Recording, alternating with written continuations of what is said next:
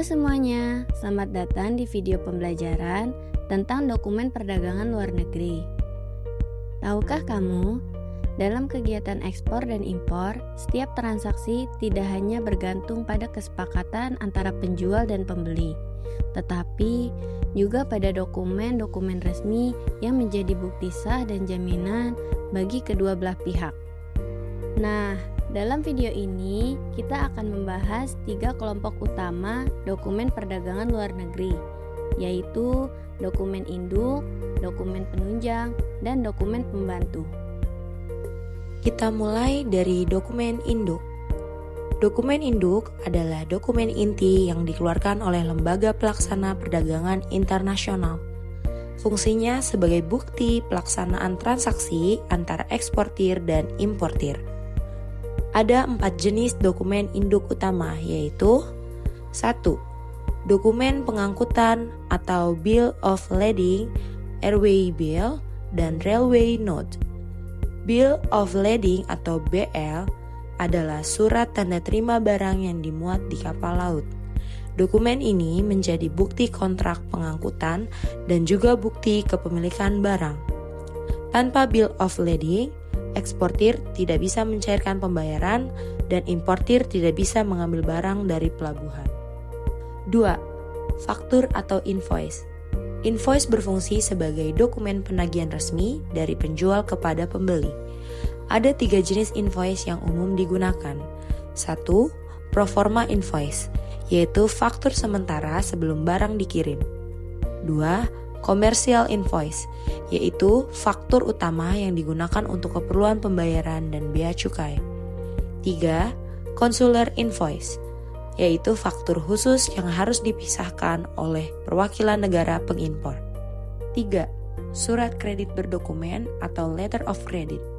Surat ini diterbitkan oleh bank atas permintaan importir untuk menjamin pembayaran kepada eksportir dengan syarat bahwa semua dokumen yang diminta telah dipenuhi. Letter of credit sangat penting karena memberi kepastian pembayaran bagi eksportir dan jaminan barang bagi importir. 4. Dokumen asuransi. Dokumen ini menjamin keselamatan barang selama proses pengiriman. Bisa berupa sertifikat asuransi, polis asuransi, atau cover note yang menyatakan bahwa barang telah diasuransikan. Selanjutnya, kita masuk ke dokumen penunjang. Dokumen ini berfungsi memperkuat atau merinci keterangan yang ada di dokumen induk, terutama pada invoice. Beberapa contoh dokumen penunjang antara lain, yang pertama, packing list, yaitu daftar yang memuat rincian barang dalam setiap kemasan. Kedua, Certificate of Origin atau surat keterangan asal, yaitu dokumen yang menunjukkan bahwa barang berasal dari Indonesia. Ketiga, Certificate of Inspection, yaitu dokumen yang berisi hasil pemeriksaan mutu dan jumlah barang. Keempat, Certificate of Quality. Dokumen ini diterbitkan oleh lembaga pengujian mutu barang. Kelima, Manufacturer Certificate. Dokumen ini sebagai bukti bahwa barang benar-benar diproduksi oleh perusahaan yang bersangkutan. Keenam, Weight Note, yaitu dokumen yang berisi rincian berat kotor dan berat bersih setiap kemasan. Ketujuh, Measurement List, yaitu dokumen yang mencantumkan volume atau ukuran barang. Dan yang terakhir, PEB dan PIB, yaitu pemberitahuan ekspor barang dan pemberitahuan impor barang kepada bea cukai. Sekarang kita bahas kelompok terakhir, yaitu dokumen pembantu. Dokumen ini bukan dokumen utama transaksi, tetapi memiliki peran penting dalam kelancaran kegiatan perdagangan luar negeri. Jenis-jenis dokumen pembantu meliputi yang pertama, petunjuk pemakaian atau manual instruction, yaitu panduan penggunaan alat atau mesin agar barang dapat digunakan dengan benar.